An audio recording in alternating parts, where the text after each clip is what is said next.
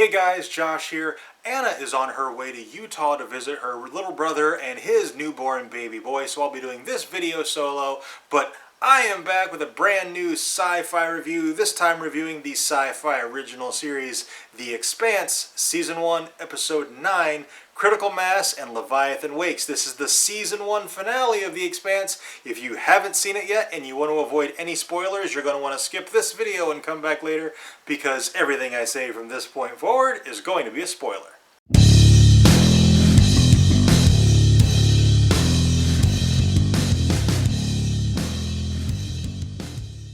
Wow, what a great season finale. It was absolutely spectacular. I loved it. At the beginning of the episode, we finally get Julie Mao's story and what went on with her and how she died and everything. And it was tragic and brutal and absolutely perfect, and they really used the time very, very well, because it wasn't a long flashback. There was plenty of time for the rest of the episode. It didn't feel like it was shoehorned in or anything. It was really done very, very well. What's really great about The Expanse is we only really got to know Julie Mao through Miller's investigation. We got to see her through his eyes, basically. But despite that, I still became invested in her as a character. So I was disappointed last week when we saw that she was dead, and seeing everything that she went to was really, really rough. And the big twist is Julie Mao's father is one of the conspiracists. So I have to wonder, did Julie know, or did she suspect something? What exactly? I mean, I want to know more actually about Julie's relationship with her father. Is he the reason she ran off to join the OPA because she knew something about the proto-molecule experiment? I'm really curious about that. I hope we get some of that in season 2. Moving on to Christian back on Earth, she gets more and more interesting as a character. Each episode, I'm really starting to like Christian as a character. And this episode, to me, I think was her absolute best. And I'm curious to see how she's going to go next season, because she's kind of neck deep in it now. Like, she's figured out that her colleague didn't really commit suicide, he was murdered, and she knows that the stealth ships were constructed by Earth, and that story that she was fed is complete BS. She's onto them, and she sends her husband away, but she's going to stay behind, and she says, I can play the part, I know how this goes. So her next season is going to be really interesting and potentially very dangerous. I'm excited for it.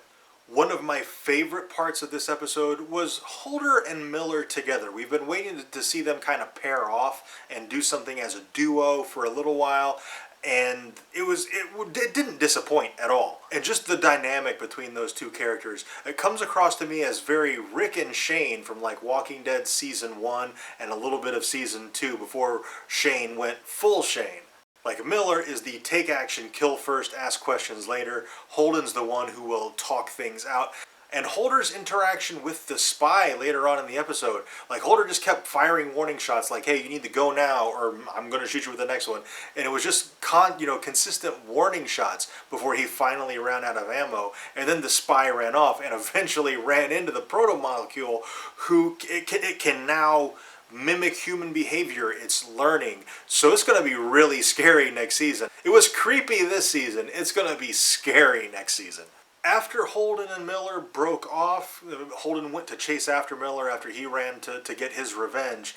After they broke off and it was just the rest of the crew of the Rocinante, their story was basically pretty uneventful. They were going through the tunnels trying to get back to the ship.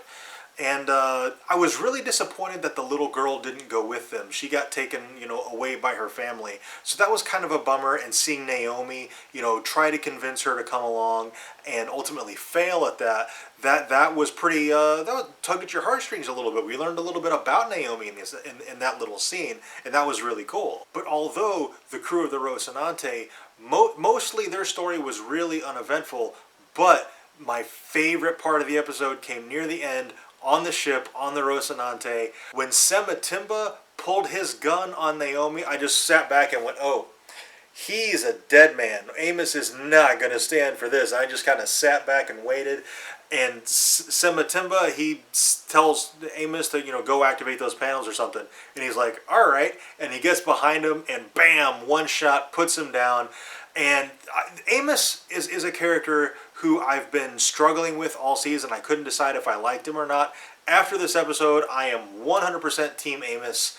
If Holden is Rick and Miller is Shane, then Amos is the Daryl of this show, and he's becoming one of my absolute favorite characters.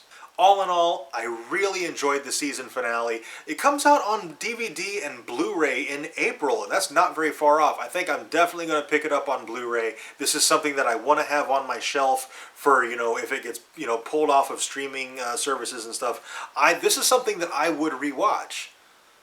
And I definitely want to have it on the shelf so I can rewatch it whenever I want. Next Wednesday, I'm going to be doing a collaboration video with Enchantment of Eternity talking about The Expanse Season 1 as a whole and our thoughts and opinions on it. I really hope you guys tune in for that. That's going to be next Wednesday, 7 p.m. Eastern Time. Be sure to check that out on Enchantment of Eternity's channel. He's in my featured channels list. If you want to check out his channel, please do. It's awesome.